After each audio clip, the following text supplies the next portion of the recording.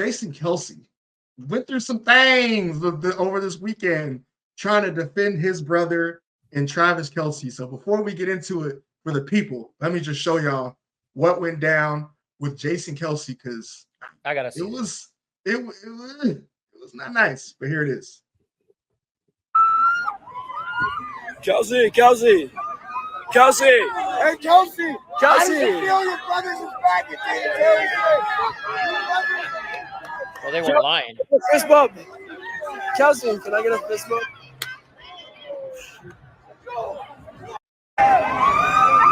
Yeah, that was that.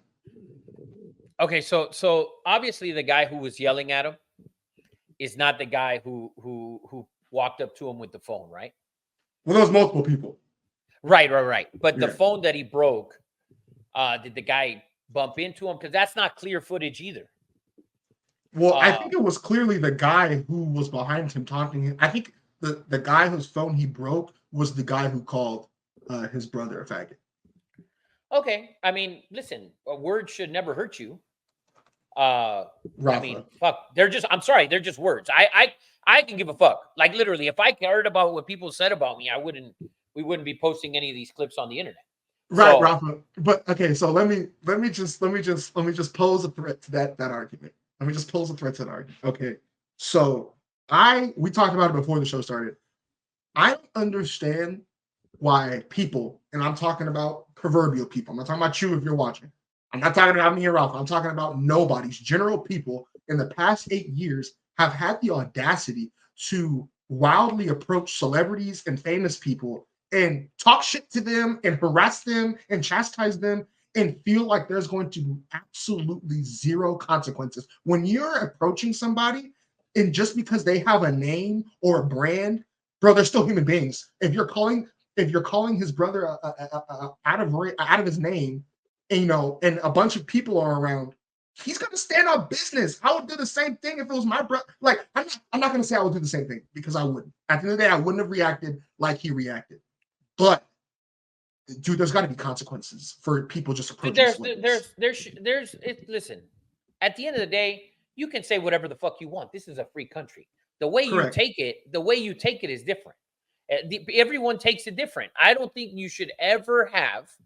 The only time you should ever hit someone or strike someone or touch anyone, period, in my opinion, is when they're threatening to do. If you feel threatened, did he feel threatened? No, he didn't feel threatened. Do you think he felt threatened? If you felt threatened, you're not going to grab a guy's cell phone and throw it into the ground.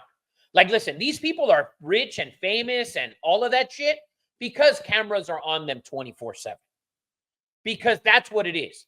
You chose that life. It comes with the money. Like, that's the part of it. The money part of it comes with it.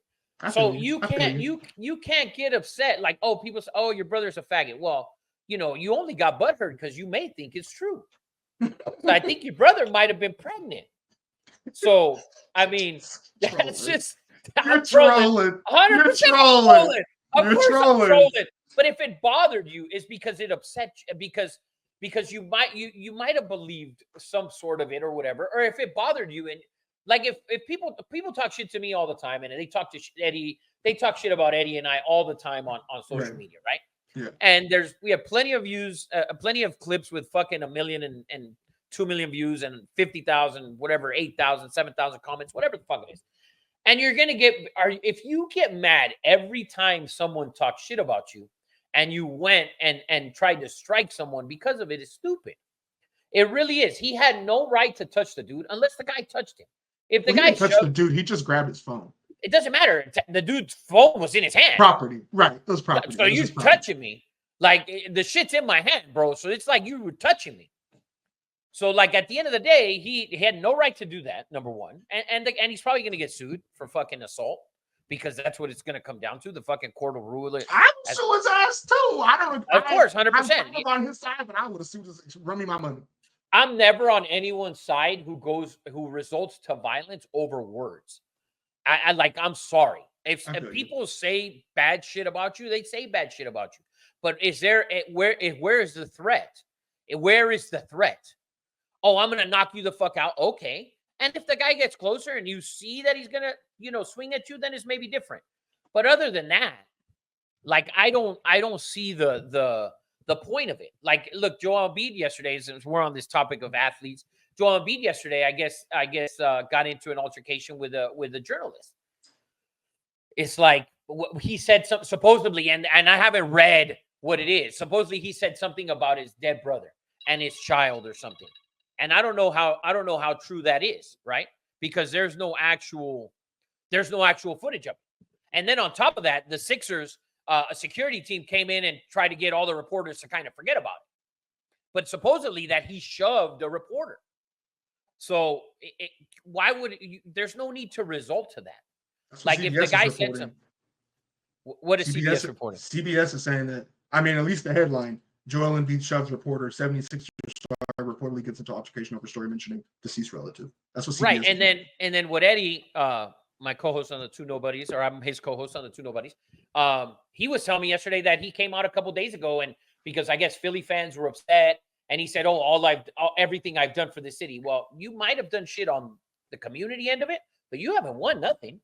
So, like, and Philly fans are ruthless. They might not give a fuck about you giving money to the poor or donating food. Like, they want. No, okay, but as a fan, I don't give a fuck what you're doing off the field. That's you as a person. I give a fuck what you're doing on the court. Listen, like all these people all the time who are going to defend the athletes, and it's going to be normal, regular Joes and nobody's like us that are going to defend the athletes. Oh, they're human beings too. Yes, they are, but they're still fucking just words. That is the thing. They're just words. This is true. So the problem is that you make money off of the only reason that you're paid the handsome amount of money that you're paid to be an athlete is because of idiots like all of us who pay to watch them, whether it's on television, whether it's in an arena, whether it's in a stadium, whether it's on a field or a fucking pitch.